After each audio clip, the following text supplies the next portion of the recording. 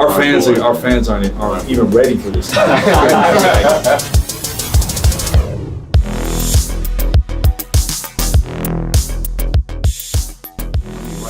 The way I'm thinking about it is like, it's gonna give, people who have never been in the studio, give them an experience to learn how to make music and just, get the vibe on how to turn this down, turn that, and then maybe they'll be a musician and go on and do something great themselves. I think this is gonna be a dope experience for people, man, for real.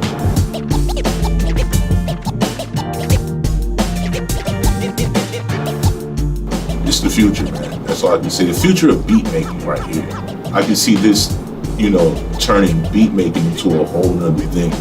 Like you remixed this song in 2 minutes in real time, and it would have taken me to add all those breaks and to do the filtering and stuff. That's like hundreds of hours of studio work.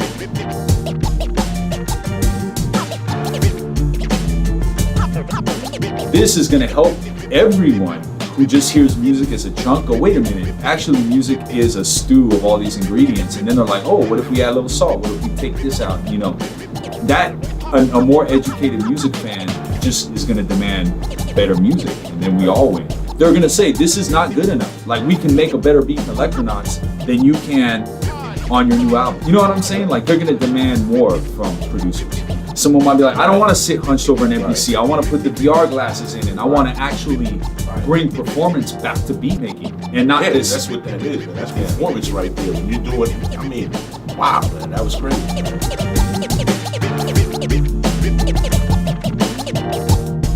It's real easy for dudes from our generation to paint themselves into the crusty old rap man corner. Get off my lawn, type thing where they're like flying this flag for real hip hop, whatever that means. And they alienate people. And so from the very jump, man, we were always looking to younger fans. How can we reach out to younger cats? How can we not alienate young people? Like, give respect to the older dudes, but also not diss the younger dudes who are coming up. And something like this, my kids, I brought my kids over, but they didn't want to let go of it. And they could care less about going into the studio when me and Mike are there. That's the thing. Like, they don't want to be in there when we're hunched over the MPC. This is what they want. So like, we're now thinking like, this is a way that we're transitioning to like 5, 6, 7, 8-year-olds, bringing them up in something that they're excited about, that speaks to them natively as kids who had iPads and whatever. But with this, they can strip it back and they're not getting music as a chunk anymore. They get what we get, which is all the faders, they get everything. And like you said, it's still our music. We're stoked that people are able to mess around with it. I would have, like I said, man, I would have never been able to see this a long time ago. It's the future. You said it's the greatest thing that's happened so far.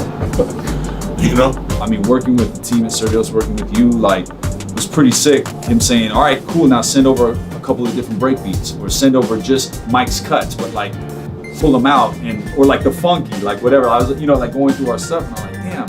And the whole time I was talking to Mike about it, because we were like doing shows, and I think until you've seen it here, it's probably hard to understand like I how kind of got it, but yeah, now I definitely. You guys killed it. You killed it. Because even if me and Mike had taken all that stuff. This is beyond what I imagined when you told me. He definitely explained it the right way, but this is great. And there's no way we couldn't have done it like that ourselves either. Like, you kind of, the team at Survios pushed us a little into an uncomfortable position in the sense that we're like, all right, now send us this, send us this. But it was worth it, because now the end result is we have this multifaceted version of our song, which is so much bigger than what we even set out to make. Right. This is so much more than the beat I played you in the car. I could have never imagined hearing what I just heard, going on with this beat right here, the way the funky came in and the scratching and the triple breaks and all that stuff. This song worked really well for the platform, because you have the filter, you have the different breaks, and the pace of it is different from what you guys did. But the original idea was that we would take a classic song like Acid Raindrops and port it into this format. But when we went to go back to get the beat for Acid Raindrops, all of that stuff was all done on zip drives, like you said, to tape, and it's like, there's no, stuff's gone. It's gone. It's gone. Like the old technology. He's like, we've recovered 70 kilobytes off your zip drive. I'm like, 70 kilobytes? I was like, what's the problem? He's like, well, there's like some sort of weird tobacco smoke inside here. Like, I'm like, well, yeah, and it's so dope that our fans are gonna be able to feel some sense of ownership too, because we're basically taking our music, which has kind of always been our gift to them, but to give them a gift that they can actually like, not just listen to, but they can actually like move forward with and make new stuff out of. Like that's a crazy way to work with our fans. I mean, people are gonna trip. We got a thing, the P Army. Shout out to the P Army. When they get a hold of this, their head is not even ready for it.